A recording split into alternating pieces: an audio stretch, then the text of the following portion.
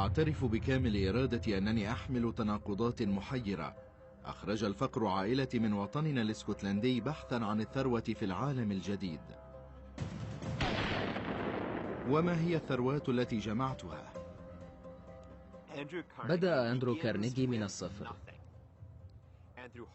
ومن خلال العمل الجاد والمثابرة والتواجد في المكان الصحيح والزمن الصحيح تمكن من أن يصبح أثرى الأثرياء. ساعدت الصناعة التي أسستها في قطاع الصلب على بناء أمريكا الحديثة وصنع أدوات ضخمة للحرب، وجعلتني أثرى رجل في العالم. ومن ثم تبرعت بكل فلس من ثروتي لمساعدة الآخرين ونشر السلام في الأراضي التي مزقتها الحروب. كان رجلا اسكتلنديا غادر اسكتلندا بلا مال في جعبته، سافر إلى أمريكا وأصبح أثرى رجل في العالم، ثم قرر استثمار ثروته للصالح العام. إنها قصة تستحق الرواية.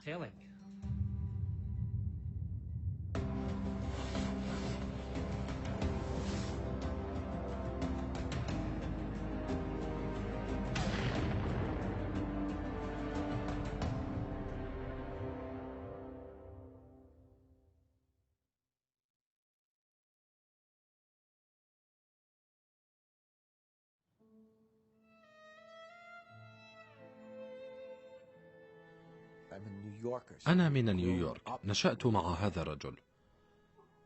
كنت أعتقد أن الرجل الذي سأكتب سيرة حياته يدعى كارنيجي. في أول مكالمة أجريتها عندما قدمت نفسي، قال لي محادثي على الطرف الآخر: أيها الشاب، إذا أردت أن تكتب عن جدي الأكبر فالفظ الاسم بالشكل الصحيح.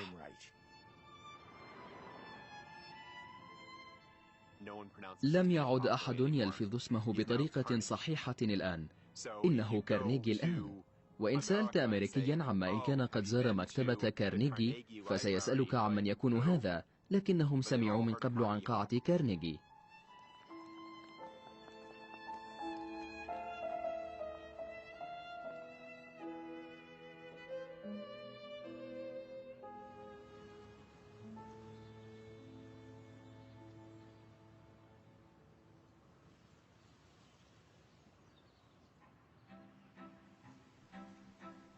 ولد أندرو كارنيجي عام 1835 في دنفر ميلن في اسكتلندا، وهي مدينة صغيرة.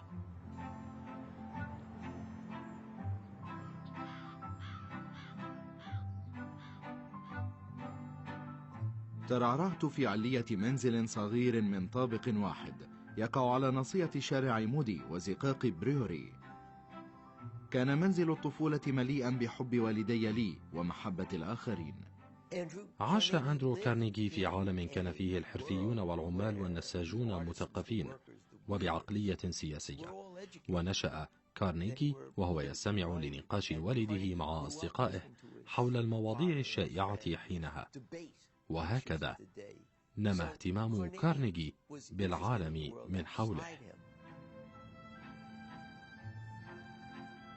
على بعد بضعة كيلومترات فقط من إدنبرا كانت مدينتنا الصغيرة هي قلب قطاع الحياكة النابض.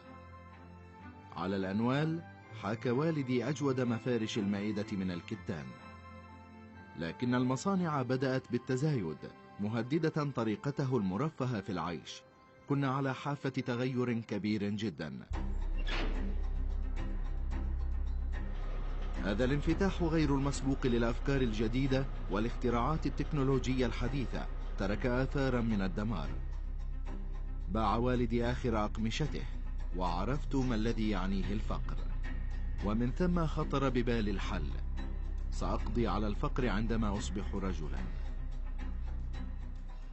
تعرضت عائلة كارنيجي كغيرها من العائلات في قطاع النسيج للكساد الاقتصادي في أربعينيات القرن التاسع عشر، لذا قررت والدته مارغريت أن الطريقة الوحيدة لحماية أولادها خلال نشأتهم ولضمان نجاحهم ستقوم بنقلهم إلى الولايات المتحدة.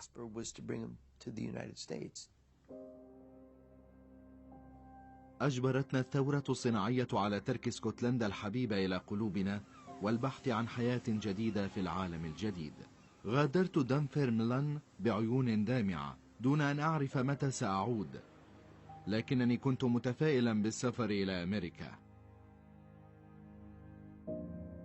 بعد سفر منهك ل3 أشهر وصلنا إلى أرض الفرص. كنا مستعدين للعظمة، وأن تحيينا جبال ألاجيني بسحرها الريفي الخلاب. كانت العائلات تأتي من كل أصقاع الأرض لاغتنام هذه الفرصة لكي تصبح جزءا من أرض الفرص الأمريكية ولبناء مستقبل أكثر نجاحا.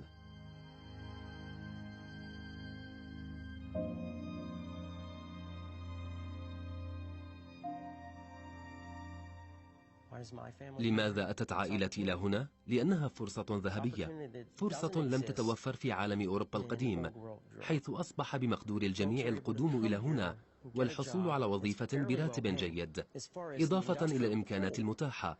كان العامل الآخر الذي جذبهم إلى هذه البلاد هو ازدهار الصناعة. كنت أجني من أول عمل لي كصبي بكرات $2.20 في الأسبوع. كانت الساعات تمر ثقيلة علي، ولم أكن مسرورا جدا بهذا العمل، لكنني كنت أساند عائلتي حينها. بيتسبرغ هي الطفل المدلل للثورة الصناعية الأمريكية. إنها المكان الذي اجتمع فيه الإبداع ورأس المال والعمالة، وفيها كان يحدوك الأمل بأنك ومن خلال العمل الجاد والدؤوب ستحقق شيئا لم يتمكن والداك من تحقيقه. أعتقد أنه عندما وصل إلى أمريكا كان مصمما على أنه سيكون أفضل، وأعتقد أن الإرادة الاسكتلندية هي ما نفعته في هذا. تقدمت للعمل كموظف برقيات، ومن ثم كمراقب في محطة السكك الحديدية. كنت مصمما على صنع مستقبلي. عمل بجد وتعلم كيف يستثمر المال. كان يقوم بأشياء نعتبرها في الوقت الحاضر غير قانونية، حيث استخدم معلومات سرية لشراء حصص في الشركات التي سنخصها بعقود مع السكك الحديدية. لم تنظم حكومة الولايات المتحدة الاقتصاد، وكان هذا يعني أن رجال الأعمال كانوا قادرين على استخدام حيلهم وأساليبهم التي تعتبر الآن غير قانونية. بدأ بجمع ثروته، وخلال ذلك دخل من خلال قطاع السكك الحديدية إلى إنتاج الحديد لبناء جسور السكك الحديدية، ومن ثم إلى إنتاج الصلب. من خلال استثمار رأس مالي مع الاستمرار في العمل في السكك الحديدية، ازدادت ثروتي مع أهوال الحرب الأهلية الدامية، إذا احتاج هذا الصراع لكل الموارد. فالسكك الحديدية أساسية لنقل آلات الحرب الحديثة، وتحولت الحرب إلى آلة لجني المال. لكن التكلفة البشرية كانت مروعة. ما قيمة المال عندما تكون الأرواح هي الثمن؟ لولا بيتسبرغ ولولا ما كان ينتج هنا لما انتصر الشمال. هذا ما تفوق به الشمال على الجنوب، بهذه القواعد الصناعية والتي كانت بيتسبرغ في وسطها. تم بناء السكك الحديدية لنقل الجنود والمؤن، كما تعرضت السكك الحديدية للتدمير في سياق الحرب نفسها.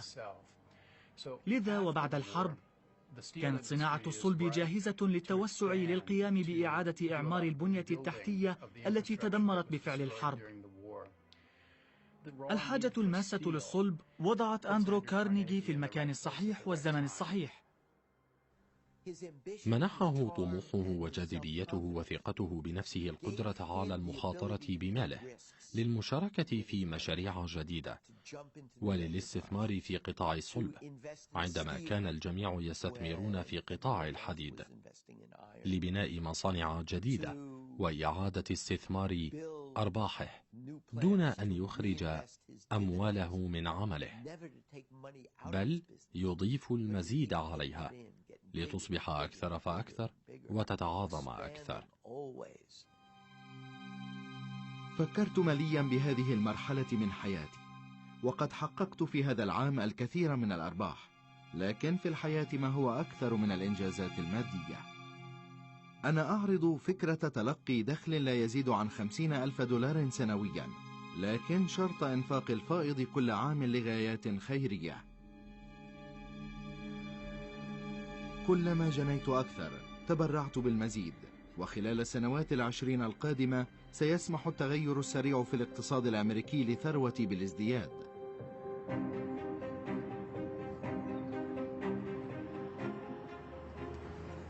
الآن نحن نحلق فوق نهر مونونغاهيلا لفترة طويلة من القرن العشرين. كان هذا النهر يعتبر أصعب أنهار العالم. كانت هناك مصانع صلب وغيرها من المصانع على امتداد هذا النهر بدرجة غير موجودة على أي نهر آخر في العالم. في طفولتي وفي طفولة والدي كانت هذه أنهارا ميتة، كانت ملوثة جدا بحيث لا يمكن لأي شيء العيش فيها. كانت نوعية الهواء رديئة جدا في هذه الأنهار، بحيث كان عليك تغيير ثيابك في منتصف النهار لأنها متسخة. نحن في طريقنا إلى مدينة برادوك. من الناحية التاريخية ليس في هذه المنطقة فقط، بل في الدولة بأكملها. تعد برادوك واحدة من أهم البلدات الصغيرة التي لا يعرف أحد عنها. في مطلع السبعينيات من القرن التاسع عشر أصبحت موطن مصنع كارنيجي للصلب. كان هذا أول مصنع لكارنيجي يجري افتتاحه عام 1875، ومصنع الصلب الوحيد المدمج بالكامل. كان من الممكن تحويل المادة الخام إلى حديد، ومن الحديد إلى صلب، ومن الصلب في هذه الحالة إلى منتج شبه نهائي، والوحيد الذي بقي في كل هذه الولاية. لكن في ذروة ازدهار المدينة كان هذا المكان يموج بالحركة، كان بلدة كبيرة ونشيطة لسنوات طويلة، وكل هذا لأن المصنع كان هنا. كان مصنعا لا نظير له بالنسبة لمثل هذه المساحة الصغيرة، حيث كان يقطن المدينة 30,000 شخص. على امتداد النهر في هومستيد أنشأت مصنعا جديدا، وكنت مصرا على معرفة تكاليفنا، وخاصة ما يفعله كل رجل: من يوفر المواد، ومن يهدرها، ومن يخرج بالنتائج. هومستيد مختلفة جدا عن الكثير من مدن المصانع الأخرى في هذه المنطقة، لأنها أنشئت بمفهوم جمهورية المال وليس بمفهوم مدن المصانع. كانت هناك عمالة منظمة جدا، ولم يكن عليهم التملق لأحد. كانت هذه مدينتهم. كان هؤلاء الرجال ملتزمين جدا بالاحتفاظ بمكانهم في هذا المصنع. بالطبع كانت هناك مشاكل عمالة منذ البداية، لكن كان هناك أيضا تراجع اقتصادي.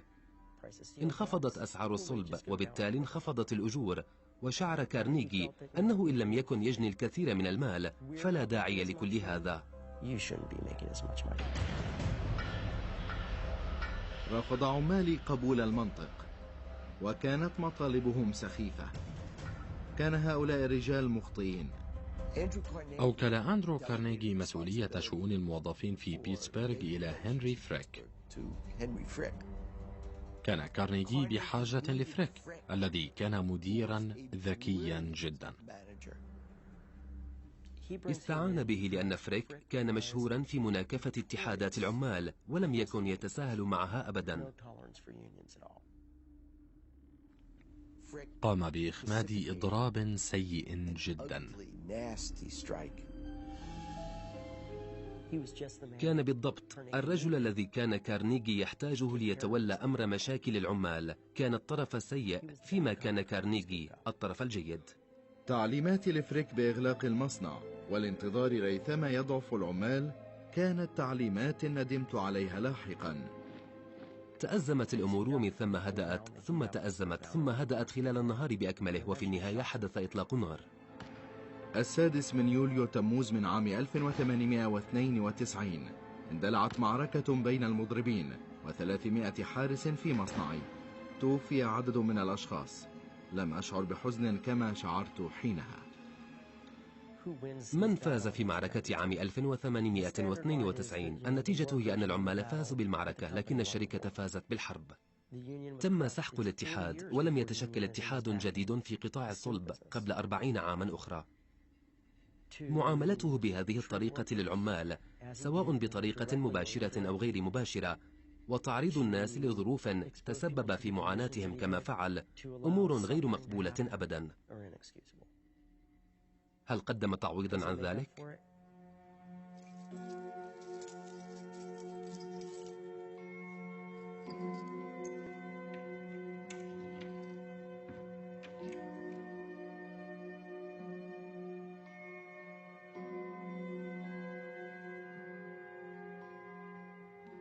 في ثمانينيات القرن التاسع عشر نشر كارنيجي مقالا شهيرا جدا بعنوان الثروة، اشتهر لاحقا باسم إنجيل الثروة.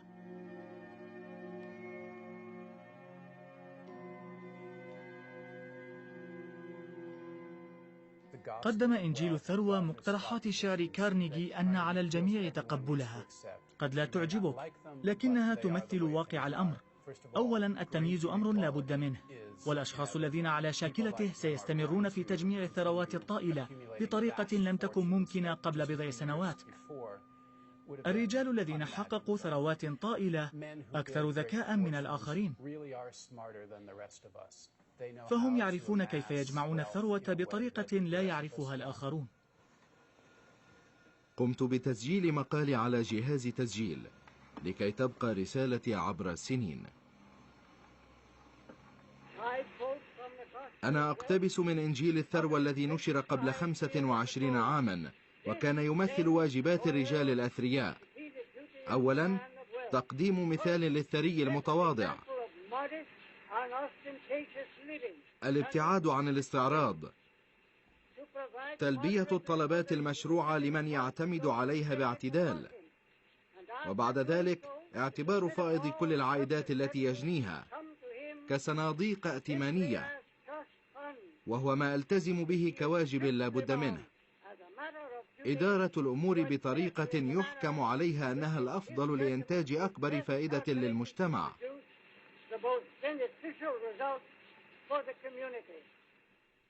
كان هذا مليونيرا ينصح بقية الأثرياء، كان لصا ماهرا وقطبا في قطاع الصناعة، ينصح أقرانه بأن عليهم التبرع بأموالهم، وليس هذا فقط، يخبرهم أنهم إن لم يتبرعوا بأموالهم سيموتون منبوذين ومكروهين ومثار السخرية.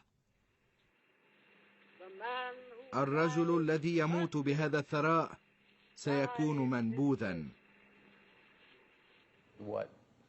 ما ميز كارنيجي عن بعض أقرانه الأثرياء هو أن من أسسوا ثروات ضخمة لم يفعلوا هذا دون مساعدة. حتى لو كانوا أذكى، فقد جنوا ثروات طائلة من خلال استخدام العمالة والمجتمع الذي يمثل بقية الناس، وبالتالي تصبح هذه الثروات مؤقتا في حوزة شخص مثل كارنيجي، لكنها ليست ملكا لشخص مثل كارنيجي.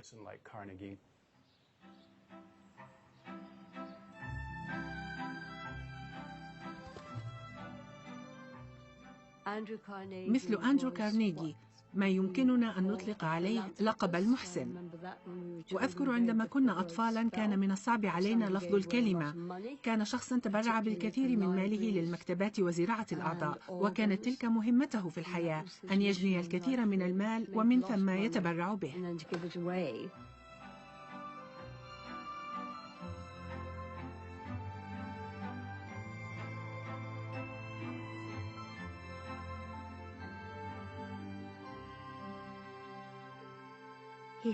كانت طريقته جيدة، لم يكن يعطيك كل شيء، كانت هذه سياسته. إن قدم شيئا فعليك أيضا أن تقدم شيئا، وإن أردت بناء مكتبة ووافق على ذلك، إما أن يبني المكتبة وتزودها أنت بالكتب، أو قد يكون عليك شراء الأرض التي ستبنى عليها المكتبة. لكن بهذه الطريقة ستكون هناك فائدة متزايدة في هذا المشروع. أليس هذا منطقياً؟ إن حصلت على تبرعات كاملة فلن تقدر قيمتها، لكن إن ناضلت وتعبت للحصول على ما تريد فستكون له قيمة دائماً عندك. حولت عملية التبرع للمكتبات حول العالم إلى عملية أنيقة وبسيطة، وكأنك تطلب بدلة من كتالوج أزياء. كانت المكتبات مهمة لكارنيجي لأنه كان يؤمن بالتعليم ويؤمن بضرورة القيام بكل ما في وسعه لتوفير الفرص التي لم تكن متوفرة للناس العاديين. مع الثروات العظيمة هناك مسؤوليات عظيمة. أعتقد أن هذا ما اكتشفه كارنيجي، وأعتقد أن هذه المسؤولية كانت عبئا ثقيلا على كاهله.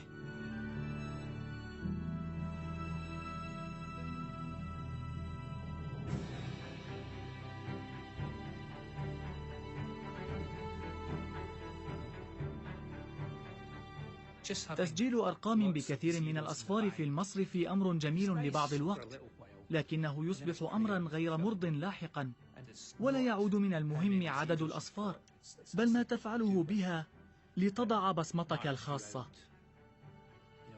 من يموت ثريا يموت منبوذا، عبارة قوية جدا. كان يؤمن كثيرا بالعمل الخيري، وكان يؤمن بضرورة تحسين حياة الأمريكيين الآخرين، خاصة من خلال التعليم ومحو الأمية. لكنني أعتقد أيضا أنه كان يدرك تماما حاجته لترك إرث جيد. إحدى الطرق لفعل ذلك كانت من خلال حقوق التسمية.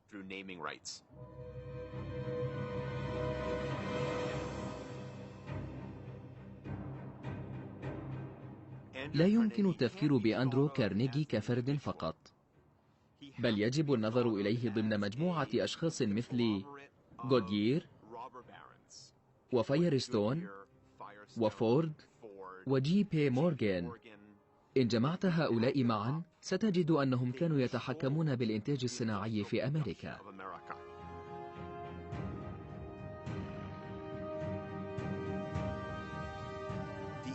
تأثير الصلب على البيئة الحضرية لا يستهان به. إنه تأثير هام وحيوي جدا لكل جوانب الحياة الحضرية التي نعتبرها أمرا مفروغا منه ونستخدمها بشكل يومي، بل عدة مرات في اليوم. في مدينة نيويورك، إن أردت أن تركب قطار الأنفاق فستسير فوق سكك حديدية، وإن أردت ركوب المصعد فستدخل إلى مبنى كبير، ويكون المصعد عبارة عن هيكل معدني. المثال الأفضل للصلب في مدينة نيويورك هو جسر بروكلين. جسر بروكلين مصمم ليجمع المادة الحجرية القديمة عن طريق نوع جديد وقوي جدا من كابلات الصلب. عندما تم افتتاح جسر بروكلين في ثمانينيات القرن التاسع عشر، كان طوله في المنتصف يبلغ ضعفي طول أي جسر معلق قبله.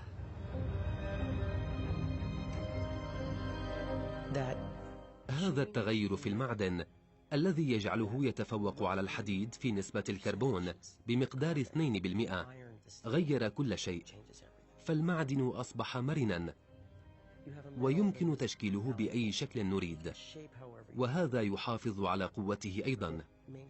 ولولا هذا التطور لما وجد القرن العشرون ولا القرن الحادي والعشرون بمفهومهما الحالي.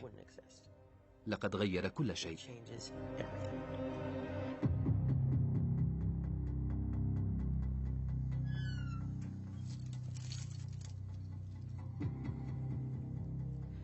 في داخل هذا المبنى الذي كان يستخدم كمخزن لمحرك الدفع الكبير الذي ينتج الرياح والذي كان بالإمكان تسخينه بواسطة فرن، يوجد الآن مصنع الألواح الذي تم إنقاذه عام 1991 من مصنع هومستيدز للمعدن. إنه الأخير من نوعه، وهو مصنع ألواح يعمل بالبخار. لم يعد هناك نظير له في أي مكان في البلاد. إنهم ينتجون فيه الألواح المصفحة للسفن الحربية، وكان ذلك بداية لما يعرف بالأسطول الأبيض الكبير. أبرم أندرو كارنيجي أكبر عقد مع البحرية الأمريكية على الإطلاق. لحوالي 3 عقود من الزمن هيمنت على قطاع الصلب، لكن الآن مع بزوغ فجر القرن العشرين أخشى أن السبب الذي حقق لي ثروتي يمكن أن يسبب الآن دمار البشرية.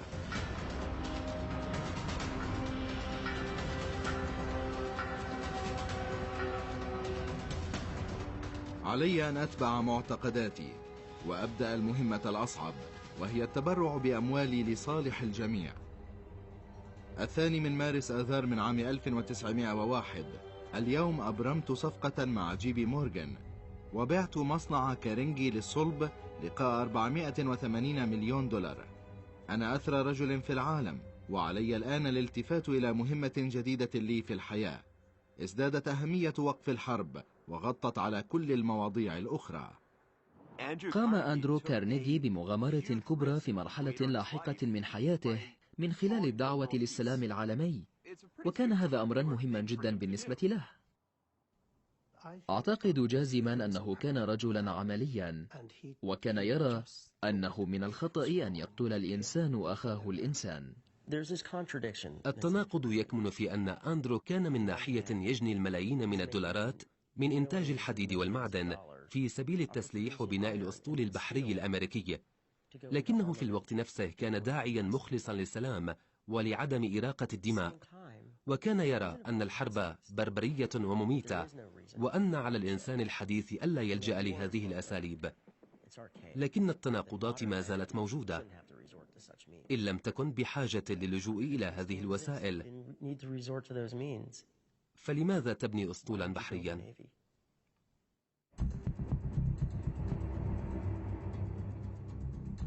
نحن الآن في مستهل عصر من الأسلحة الجديدة والمخيفة جدا، وأنا آمل بقوة وأعتقد جازما أنه سيأتي يوم يتوقف فيه الأشخاص الذين يحتقرون البشرية عن قتل بعضهم كوحوش برية. كيف سيكون حالنا دون رجال ونساء يحلمون بالمستقبل؟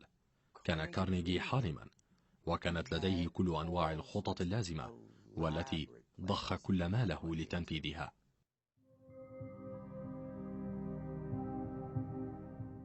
كانت إحدى الخطط هي اللغة المبسطة، وكان يرى أن اللغة الإنجليزية لغة صعبة جدا. لماذا علينا أن نلفظ بعض الكلمات التي تضم حروفا صامتة والتي تكون ملفوظة في كلمات وأحيانا لا تلفظ على الإطلاق؟ حظيت خطتي لتبسيط اللغة بدعم كبير من ثيودور روزفلت، والأهم برأيي هو أن هذا الرئيس كان صانع سلام. لقد حان الوقت المناسب للرجل المناسب، وكان روزفلت هذا الرجل. كان روزفلت جمهوريا، وكان كارنيجي جمهوريا أيضا. وروزفلت الذي كان الجمهوريون يرونه معارضا للشركات كان يحتاج كارنيجي في صفه كإثبات بأنه لم يكن كذلك، وأنه كان رأسماليا محترفا. لذا منحه كارنيجي غطاء لبعض نشاطاته الإصلاحية. بالرغم من أن روزفلت أمر بطباعة الوثائق الحكومية بالتهجئة الجديدة، لكن القضية لم تصمت، وكان من الواجب التخلي عن أفكاري. كفى تعني كفى.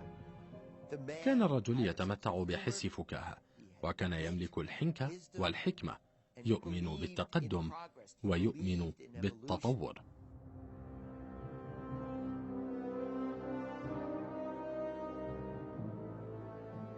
يمكن للأثرياء المتنفذين عادة أن يمتلكوا ما يريدون، لكن قلة هم من يستطيعون الحصول على ديناصور خاص بهم، وقصة وصول ديناصور إلى بيتسبورغ هنا قصة مذهلة.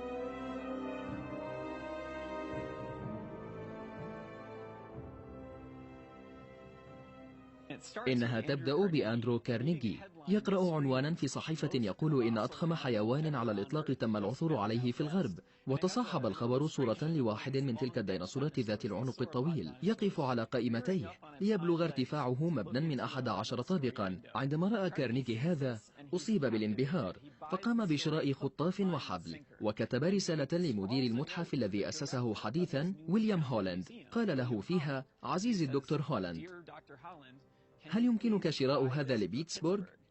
وعندما تلقى هولاند الرسالة أدرك أن عليه شراء ديناصور، فالتقى بالرجل الذي اكتشف الديناصور الضخم المزعوم. كان الرجل يدعى ويليام هارلو ريد، قام بعرض ما اكتشفه عليه وهو ما شغل مقالا كاملا في الصحيفة وتصدر عناوينها وأحدث ضجة كبيرة. ثم تبين أنه ليس سوى قطعة من عظم ديناصور بحجم فرن الميكروويف العادي. بطبيعة الحال شعر فريق كارنيجي ببعض الخيبة لهذا، وعانوا من إحباط لبضعة أسابيع، ومن ثم أجروا عمليات بحث مكثفة دون العثور على أي شيء. لكن في 4 يوليو تموز من عام 1899 عثر الفريق على بعض العظام التي قادت إلى مزيد من العظام، ليكتشفوا في النهاية هيكلا كاملا لديناصور ذي عنق طويل. وهكذا تم إطلاق اسم ديناصور كارنيجي عليه، ليصبح لديه ديناصور باسمه، وسرعان ما ذاع صيته وأصبح جزءا من إنجازات أندرو كارنيجي الكثيرة. خلف المحيط الأطلسي اشتريت منزلي الخاص في المرتفعات الاسكتلندية، إضافة إلى 4000 فدان من المراعي الخلابة. كنت كطفل يمتلك لعبة جديدة، كانت سكيبو أشبه بالجنة. سكيبو تعني المكان الخلاب، وأعتقد أنه أراد له أن يكون مكانا ساحرا. عندما اشترى أندرو كارنيجي سكيبو، طلب من وكلائه البحث له عن مكان مناسب، وكان شرطه أن يشتمل على الماء، وأن يكون قرب البحر وقرب الجبال. وعندما شاهد سكيبو أحبها على الفور.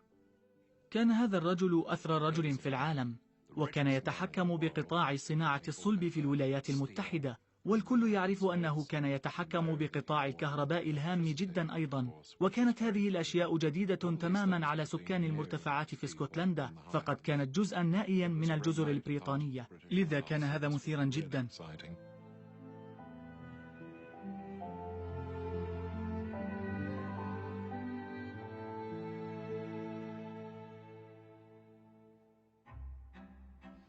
حينها شهدت اسكتلندا الإنارة الكهربائية للمرة الأولى، وفي المرتفعات تم شراء أول مصعد كهربائي عام 1901 وتركيبه عام 1902.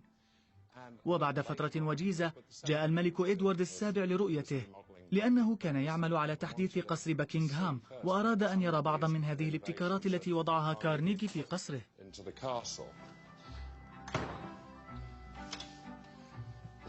هذا معدن أمريكي. كانت القصور تتعرض للاحتراق أحيانا، لذا قام بتركيب هذه لحماية كتبه وكنوزه التي لا تقدر بثمن، ولحماية القصر نفسه.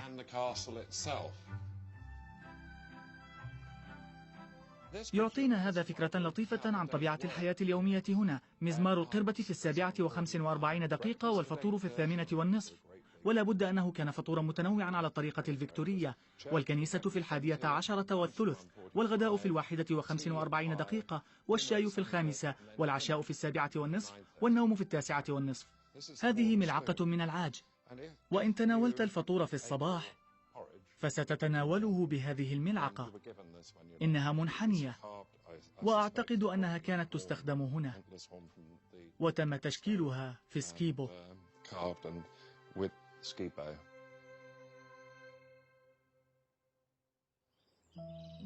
كانت سكيبو أكثر من ساحة لعب، ومن دعوتهم إلى هنا هم من جعلوا بذور السلام التي زرعتها تنمو. إن نظرنا إلى من جاءوا لزيارته سنجد كبار المسؤولين في الدولة، وحتى مشاهير ذلك العصر مثل إدوارد إلغار وهيلين كيلر، إضافة إلى السياسيين من الولايات المتحدة وبريطانيا العظمى. كما زاره رجال الدين ومدرسو الجامعات والمؤسسات التعليمية. كان شخصا يمكن وصفه اليوم بأنه ذو شبكة واسعة من المعارف. كان صيف عام 1902 الموسم الأجمل في سكيبو، وفوجئنا فيه بزيارة من الملك إدوارد والملكة ألكسندرا. قبل عام واحد كان الملك قد ورث العرش من والدته المتوفاة الملكة فيكتوريا. تقول إحدى القصص إنه حصل على فرصة اكتساب لقب الدوق، لكنه رفضه. كان الملك إدوارد السابع يؤمن بأن الإنسان يحصل على ما يريد مهما كان اللقب، وكان جوابه لا، كل ما أريده هو صورة موقعة لك. بعد العشاء شاهد جلالته رسما لديناصور كارنيجي في مكتبي، وكان مبهورا به، وسألني عما إن كان بالإمكان إرسال ديناصور إلى إنجلترا، فكتبت إلى ويليام هولاند لأسأله. في مايو أيار من عام 1905 حصل متحف التاريخ الطبيعي البريطاني على ديناصور خاص به. أصبح النموذج الجصي المقلد وجهة عامة. مثل ديناصور ديبي نجاحا قاد لاكتساب الاهتمام في الخارج خلال بحث عن السلام في العالم. جاب ديناصور ذو الحجم الطبيعي العالم على شكل رحلات دبلوماسية.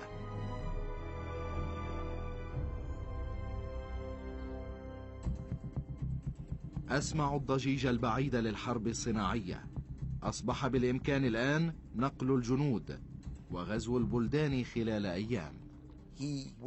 كان يخشى من إنفاق قوى أوروبا والولايات المتحدة الكثير من المال على التسليح العسكري، خاصة البريطانيين والفرنسيين والألمان. لقد انخرطت تلك الدول في أول سباق للتسلح، وكانت تتسابق في بناء السفن الحربية والمدرعات. شعرت بالحزن وبالخوف العميق عندما أطلق البريطانيون أول مدرعات عالمية، أدوات حرب أكبر وأسرع من أي وقت مضى في مواجهة جنود الألمان لبناء سفنهم الحربية. أخشى من وقوع الكارثة. كان يقول إنه إن دخل رجلان في عراك فسيدمي أحدهما الآخر، ولو كان رجلان يملكان سكاكين أو مسدسات فسيقتل أحدهما. الأمر نفسه ينطبق على الدول. إن امتلكت هذه السفن الحربية أو الأسلحة فقد تندلع حرب دامية. وكان يحاول حث قادة العالم على الاتحاد والاتفاق ضمن معاهدات تحكيم، بحيث إن حدثت خلافات بين الفرنسيين والألمان أو بين الألمان والإنجليز أو بين الروس والأمريكيين، فبدلا من خوض الحرب يمكنهم إبرام معاهدات تلزمهم بالجلوس إلى طاولة واحدة والتفاهم.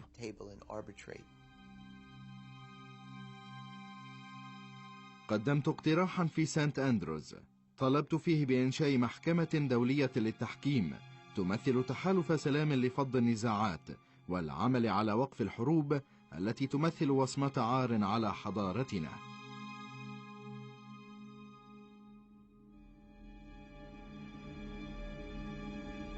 صحيح أن كل دولة تعتبر أنها تملك حقا في امتلاك الأسلحة كأدوات للسلام فقط، لكن في الوقت نفسه تعتبر كل دولة تسلح الدولة الأخرى أداة للحرب، وبالتالي كل دولة ترتاب بالدول الأخرى، ولا يلزم سوى شرارة لإضرام النار في هذه المادة القابلة للاشتعال.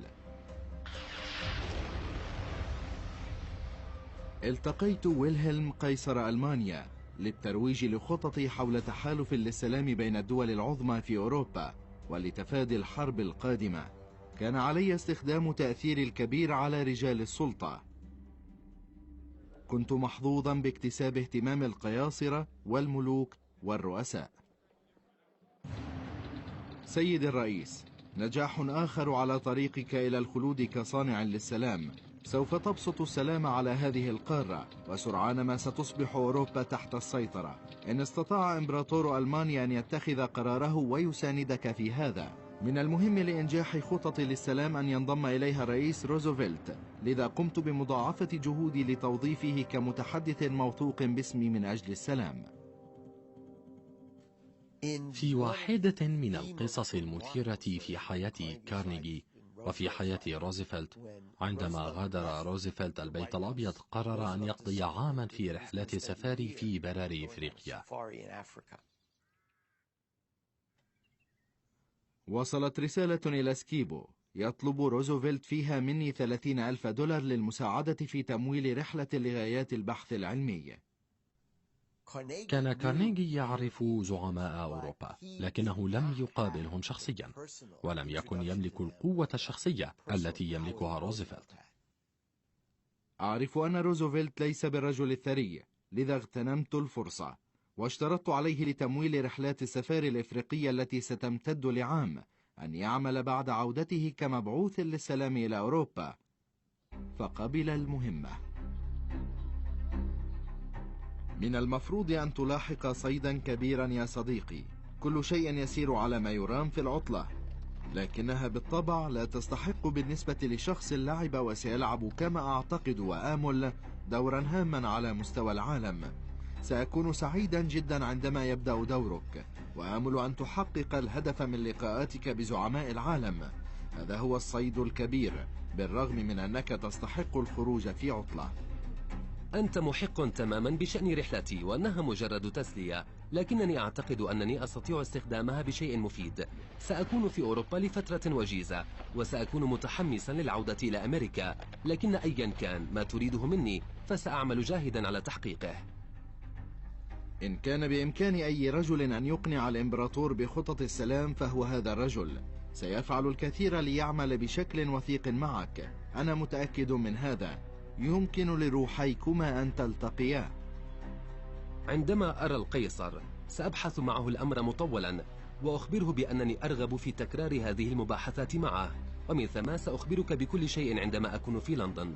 كانت رحلة السفاري ناجحة، حيث صاد روزفلت ما مجموعه 512 حيوانا، منها 17 أسدا و11 فيلا و20 وحيد قرن ضخم.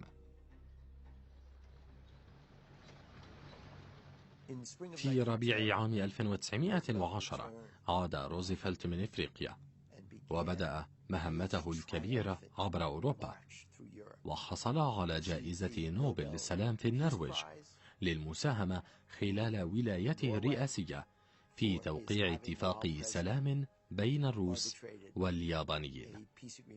ألقى خطابات في فرنسا وفي برلين، وكان يستقبل بترحاب في كل مكان يذهب إليه. وكما وعد روزفلت كارنيجي، سافر عام 1910 للقاء فيلهلم قيصر بروسيا.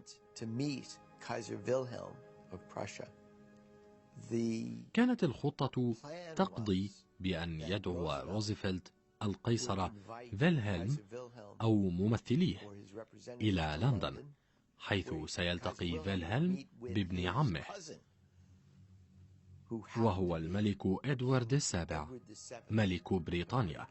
وافق روزفلت على أن يكون سفير كارنيجي للسلام، والتقى القيصر فيلهلم، لكن المشكلة التي لم يكن بالإمكان تفاديها هي أن الملك إدوارد السابع توفي خلال هذه الفترة. في المساء الذي وصل فيه روزفلت إلى برلين حدثت المأساة. كانت بريطانيا في حالة حزن والدبلوماسية في حالة سكون، الأمر الذي أوقف كل خططي. وألغيت محادثات السلام بين روزفلت والقيصر، والتي أنفقت عليها $30,000 وعامين من الترقب. التقيا بشكل غير رسمي، لكن للأسف لم يتمكن روزفلت من تقديم أفكاري السليمة، لكنه حاول على ما يبدو الاستفادة من وقته الثمين في إنجلترا. كانت الساعات 24 الأخيرة لي في إنجلترا هي الأمتع على الإطلاق. لقد أمضيتها مع إدوارد جراي في وادي إتشن والغابة الجديدة، نستمع لتغريد العصافير. حدثت انتكاسة قوية في خطط الساعية لوقف الحرب، فقد أهدرت ثقتي على من اعتبرتهم رفاقي في النضال من أجل السلام. أخذ روزفلت مال كارنيجي ورافقه عند دخوله وخروجه من البيت الأبيض عندما كان يحتاج الدعم، لكنه في النهاية خان كارنيجي. في مراسلاته الخاصة كان يسخر بلا توقف من الرجل الاسكتلندي الصغير وخططه المثالية للسلام. خدع كارنيجي نفسه عندما اعتقد أن روزفلت قد يكون سفيرا للسلام، فهو لم يكن كذلك. عاد روزفلت إلى بلاده، وتوقفت خطط كارنيجي إلى أجل غير مسمى، لكن كارنيجي لم ييأس.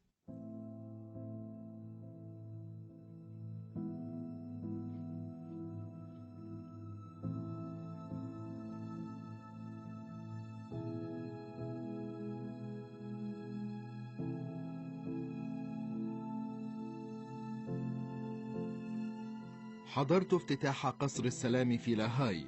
كان هذا اليوم الأسعد في حياتي. سيحقق هذا المعبد السلام الذي يحتاجه البشر الخطاؤون بشدة. إنه مكان دائم للتحكيم، المبنى الأكثر أهمية في العالم، ففيه أسمى غاية في الوجود. أعتقد أن أندرو كارنيغي كان يرى نفسه قائدا للعالم الغربي، فيما كان العالم الغربي غارقا في الفوضى. كان هذا زمن التقلبات في العالم، وكان كارنيغي يعتقد أن بإمكانه منع الحرب من الاندلاع بسبب ما يملكه من نفوذ، فقد كان بإمكانه شراء أي شيء.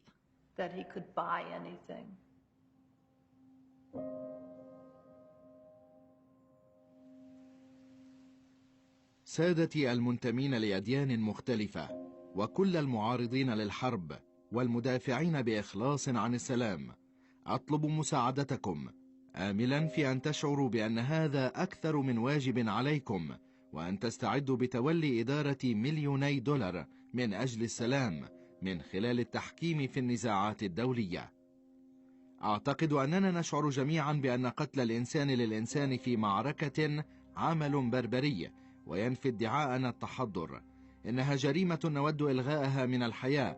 علينا أن نقوم بواجبنا ونلغي الحروب.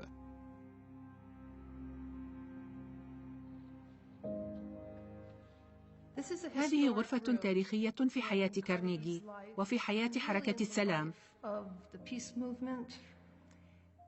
إنها غرفة الرسم، ويمكننا أن نرى زينتها الجميلة والإضافات المذهبة. وكانت أيضا المكان الذي التقى فيه كارنيغي بمساعديه في العمل، حيث كانت الحفلات تقام. كانت مكان أول اجتماع للسلام الدولي عام 1910، كما أن أول لقاء لاتحاد الكنائس للسلام كان في هذه الغرفة عام 1914.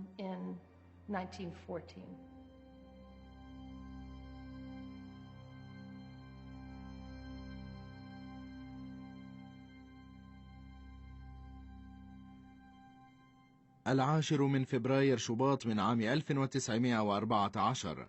بآمال عريضة عقدت أول اجتماع لاتحاد الكنائس للسلام الذي أسسته للترويج لفض النزاعات في جميع أنحاء العالم. سرعان ما بدأ العمل، وخلال بضعة أشهر تم عقد مؤتمرات في أوروبا. أغسطس آب من عام 1914 وصل الممثلون إلى ألمانيا على أمل أن يحافظوا على السلام. من على بعد 1600 كيلومتر منحتني مهمتهم الأمل، ونحن نستمتع بعطلتنا الصيفية في اسكتلندا. في 3 من أغسطس آب من عام 1914، وبرغم كل جهودي دخلت أوروبا حالة من الانهيار الدبلوماسي.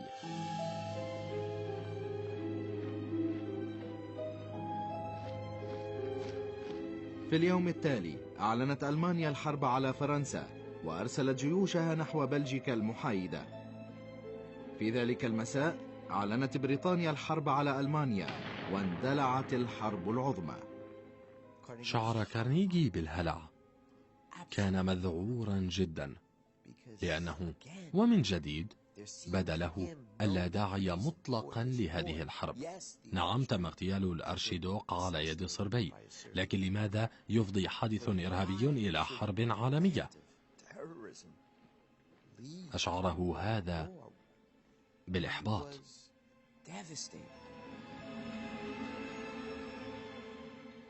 كان يقيم في كوخ في مرتفعات سكيبو، وحضر راعي الكنيسة المحلية ليخبره بما سمع من أخبار. كان الجميع يدركون كم كان هشا حينها. نحن في زمن محفوف بالمخاطر. هذه الحرب تعصف بالخيال. أنا لا أقلل من أهوالها، لكنني آمل أن تنتهي، وأؤمن أن هذا مرعب جدا. تجاوز بربري جديد سيجعل الطبيعة البشرية متمردة على كل شيء، وسيكون رد الفعل عنيفا بحيث يحملنا إلى عالم المنطق، وعوالم المنطق هي عوالم السلام. أعتقد أنه عندما وصلت الأخبار إلى الجد نيغي بأن الحرب قد اندلعت، شعرت زوجته أن الخبر فطر قلبه. كل هؤلاء الشبان والشابات الذين عملوا لديه وعملوا في القرية بدلا من الشعور بالخوف والتعبير عنه بدوا مبتهجين بفكرة ذهابهم للحرب. ما زال الأبطال الجسورون في اتحاد الكنائس للسلام متمسكين بالأمل، وبقي مؤتمرهم في جنوب ألمانيا متمسكا بالاعتقاد أن بإمكانهم تفادي المجزرة. يملأني شعور عميق بالرعب بأن الرجال والنساء الذين كلفتهم بالمساعدة في صنع السلام أصبحوا في خطر الآن. اتفقوا على الاستمرار في مؤتمرهم الذي استمر ليومين، في الوقت الذي كانت ألمانيا تتحول فيه إلى دولة بوليسية. أخيراً ساعدت الشرطة الألمانية المشاركين في المؤتمر في ركوب ما تبين أنه آخر قطار يخرج من ألمانيا.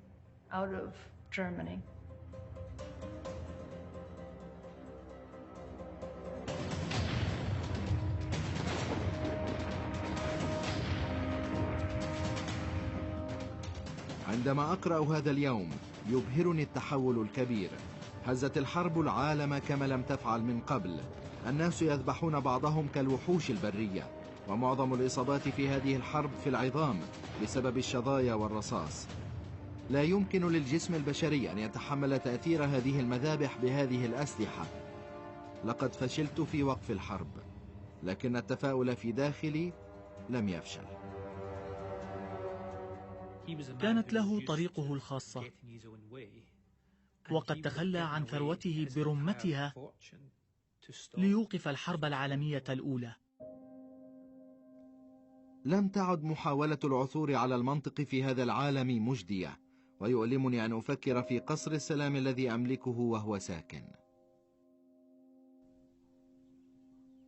لم يتمكن من العودة إلى اسكتلندا بعد ذلك لأنها كانت في حالة حرب، وكان المحيط الأطلسي خطرا، فتوقف عن الكلام، توقف عن كتابة رسائل، وأوقف كل اتصالاته، وأوقف كل تحركاته، وانغمس أكثر فأكثر في حالة من الصمت. أصبح يجلس على كرسي متحرك في حديقته حيث كان ينظر إلى السماء، ولم يتمكن من الخروج من الحالة التي نطلق عليها في الوقت الحاضر اسم الاكتئاب العميق. اعتقد كارنيجي أنه قادر على منع الحرب من الاندلاع. لو كان بإمكان شخص فعل ذلك لظن أنه الشخص المناسب. قد يذوي جسدي ويضعف كل يوم، لكن آمالي ما زالت قوية بأن الحرب ستختفي يوما ما عن طريق المحكمة الدولية للسلام، وسيكون هذا اليوم اللحظة التي يتوقف فيها الإنسان عن جريمة قتل أخيه الإنسان، وهي أكبر وأسوأ الجرائم.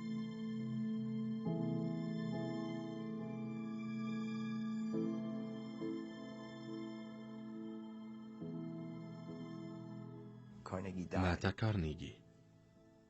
لم يعرف أن الحرب سرعان ما ستحمل اسم الحرب العالمية الأولى، لأن أوروبا انخرطت في حرب عالمية ثانية خلال جيل واحد، حرب أكثر شراسة.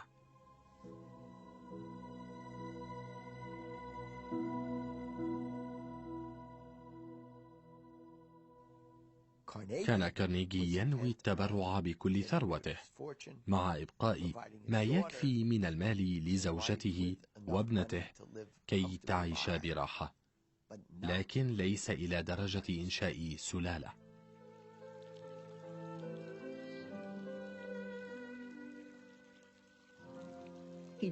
لم يؤمن بالثروة الموروثة، ولم يرغب في توريث ثروته لابنته.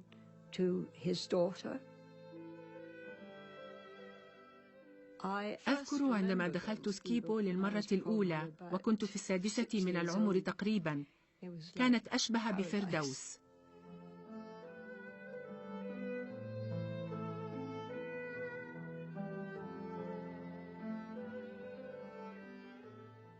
جدتي مارغريت كانت تعرف أن عائلتها ليست قادرة على إدارة سكيبو، وفي النهاية تم بيعه،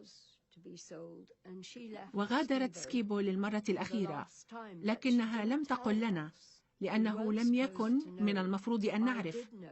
لم أعرف، وفي اليوم الأخير كنت أقف في الحقل مع بقرتي وشاهدت سيارة تمر. ما زالت عواطفي تجيش. هذا سخيف. وبعد كل تلك السنوات كنت مع جدتي هنا. لم تكن تعرف أنني كنت في الحقل، لكنها غادرت، وأنا أعرف جدتي.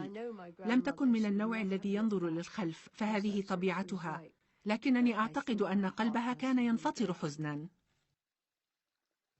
بالنسبة لنا كعائلة، لم يعد ذاك منزلنا منذ اللحظة التي غادرته فيها جدتي. ترك من المال ما يكفي لزوجته كي تعتني بابنتهما، لكنه أراد ترك معظمه ليستفيد منه من هم أقل حظا، ليمنحهم فرصة في الحياة كالفرصة التي سنحت له. كان هذا حلمه، وأعتقد أنه تحقق.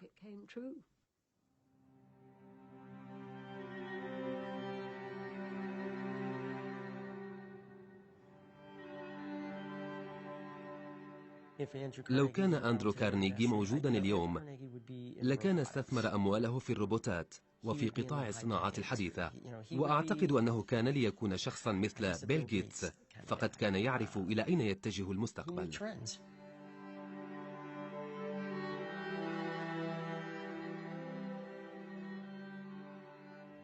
لدينا الجامعات، ولدينا قاعة كارنيغي، ولدينا المكتبات. كل هذه الأشياء الرائعة بنيت من أحد المحسنين كهدية للبيئة الحضرية في دولة تتذكر كل هذا.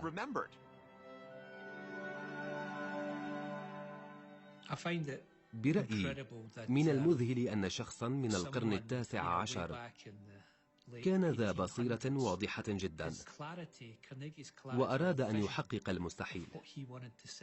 هذا يثير الحماس في الواقع.